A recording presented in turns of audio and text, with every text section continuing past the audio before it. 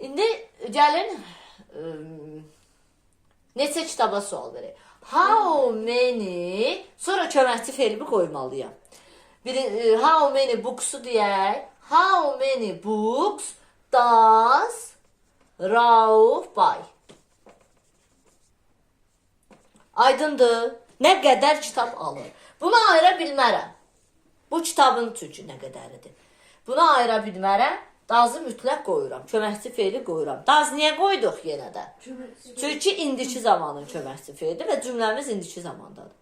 Bunu da dedik. Nə qaldı? Buradan bir şey deyə bilərik. Rauf nə edir? Bunu da sual verə bilərik. Rauf nə edir? Bəli. What does Rauf do? Etmək. Bəli, burada does köməkçi fe'l kimidir? Do etmək fe'li. Aydındır. What does Rauf do? Rauf nə edir? Bax görürsünüz, sual cümlələrini bircə hamısına sual verdik. Bu oldu nə?